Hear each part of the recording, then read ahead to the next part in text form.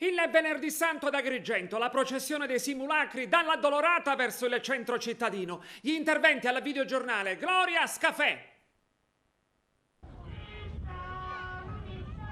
Con la commemorazione della Passione di Cristo si entra nel Triduo Pasquale. La funzione religiosa ci conduce dunque verso la Pasqua. La giornata del Venerdì Santo è vissuta con grande devozione in molti dei centri della Sicilia. Anche ad Agrigento, come ogni anno, la processione del mattino è stata partecipata da migliaia di fedeli, fra questi a sfilare anche le confraternite, l'Arciconfraternita del Santissimo Crocifisso e l'Arciconfraternita Maria dei Sette Dolori. Il caldo sole ha accompagnato l'emozionante momento dell'incontro dei simulacri di Gesù appassionato e dell'Addolorata. Con quale spirito vive questa giornata? Uno spirito stupendo e praticamente è tutta la combattente che vive in questo spirito, se no guai se non lo fosse, perché Cristo Gesù naturalmente è morto per noi, allora non facciamo niente noi per Lui, è tutto diverso. La confraternita viene dietro, ma però bisogna anche fare un po' di più.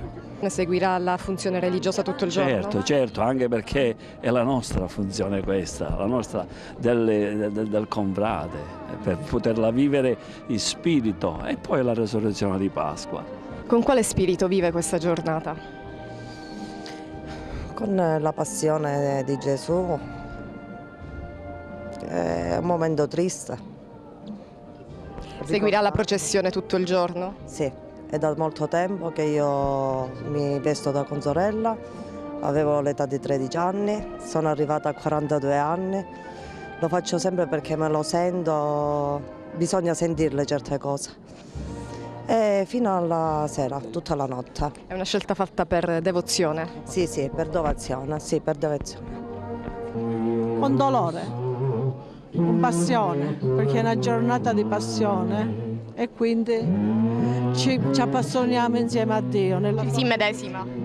Si immedesima, sì.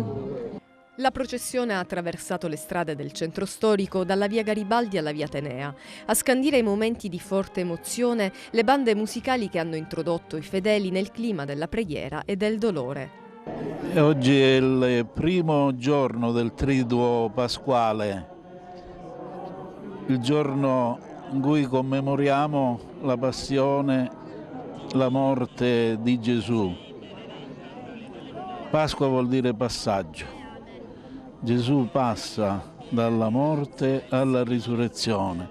La Pasqua di Gesù diventa la Pasqua del cristiano. Il cristiano è chiamato a immergersi nella morte del Signore per avere il perdono dei peccati e a partecipare alla risurrezione del Signore per cominciare già ora su questa terra la vita nuova, la vita dei figli di Dio. La risurrezione è il punto centrale della nostra fede e quindi ecco, mentre in questo giorno commemoriamo la sua passione, già guardiamo alla luce della sua risurrezione, che è luce per i nostri cuori.